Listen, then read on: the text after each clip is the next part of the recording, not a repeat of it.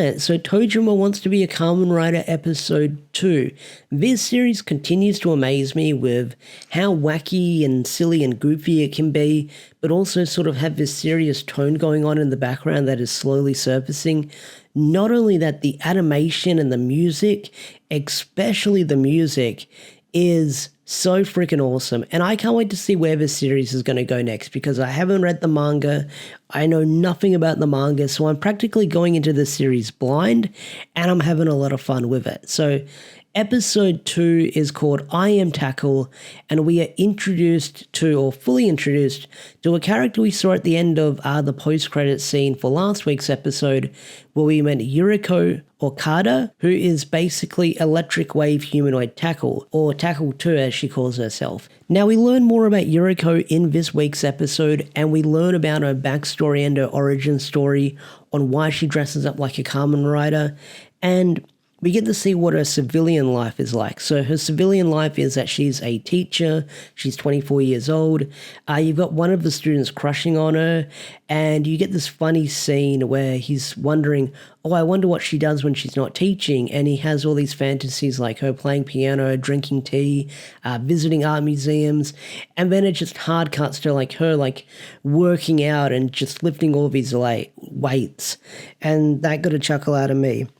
Now, Yuriko's design is an interesting one. I mean, you've got this big buff woman with the big boobies, so her design is kind of out there, and especially with some of the scenes in this week's episode where you get all this jiggle physics going on. It's not as crazy as High School of the Dead jiggle physics for the boobs, but it is very noticeable with like the shots and the framing that they choose to do in this episode. But we learn about Yuriko's backstory in this week's episode. So we learn that she was bullied in school, and her father shows her an episode of Kamen Rider Stronger, where you have the introduction of Electronic Wave Humanoid Tackle, and she falls in love with the character because, you know, strong female character, the first female rider, and she takes all this inspiration from the character and just like loves her so much. And then you have this scene, and you know what's coming. Like, I haven't seen Stronger, but when I saw her pick up that episode, because I know what happens to the character from like recaps and stuff like that, through history of Kamen Rider and stuff like that. But when I saw her pick up the tape, and you're like, episode 30, wait, is that the one? And then like she witnesses like the death of the character, and that traumatizes her that her favorite character was killed off. And she's like, oh, why did they have to die? And she's really sad. But the dad says like, oh, like she did it for like, to protect everyone, to make sure like that Stronger can defeat the bad guys and stuff like that. So there's that scene as well. But also, I got to bring this up. Like, so in last week's review, I said, "Oh, if they ever animate a Kamen Rider series, it'd be really cool in this animation style." And people's like, "Don't you know about Fudo PI?" I was like, "Yes and no." I forget about Fudo PI because I didn't finish it, and I never completed watching it because I hadn't seen Kamen Rider Double. So I kind of forgot about Kamen Rider Fudo PI because it went to like the back of my brain and I kind of forgot about it. But what I was referring to in that scene was like, if they ever choose to like remake the older Kamen Rider series in animation form, I would love to see it in that style, because you see a few scenes here and there from Stronger reanimated, and they look really freaking cool, I will say that. Like, they use the old audio files to go over the animation, but it looked really freaking cool, I will say that. But going back to Yuriko's backstory, like she later gets a costume made from her father, and she dresses up as Tackle in the end, and then she based her whole life on that character, like even working out to be like a vigilante like Tackle. So there's that.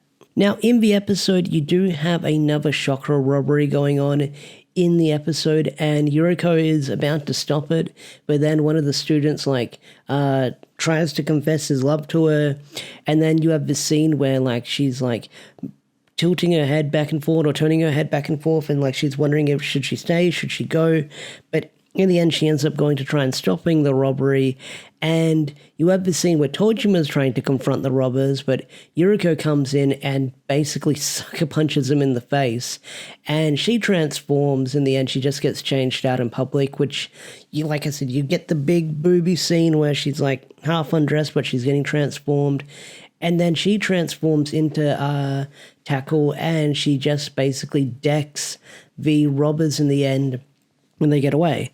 And then after the whole robbery, you do have this funny scene where like the main Yakuza goes like, oh, we'll remember this, and like Tojima's like, dude, she hit me as well, which got a chuckle out of me.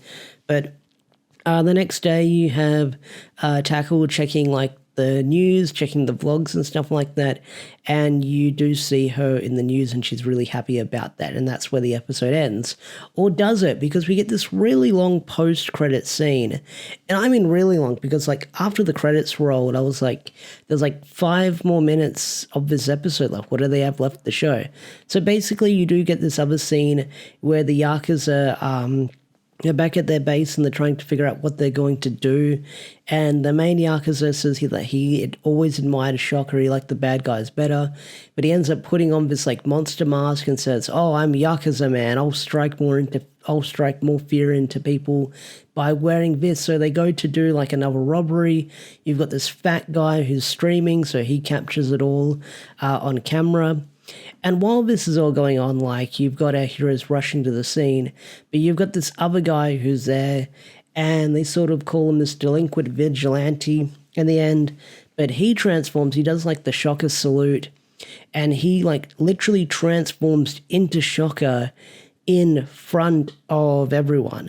And this isn't one of those scenes where it's like someone pretending to be Shocker, or like what we see with our other heroes where they put on the costume. Like, he literally like transforms. He does this Shocker salute and transforms in the end. So we'll see where that's going to go in next week's episode. This looks like we're finally going to get some more action, and we'll see what's going to happen, as the preview look like it's going to introduce more characters that are going to show up in the series. So we'll see where they're going to go with that. But overall, this series continues to be a lot of fun. I definitely can't wait to see where they're going to go moving forward.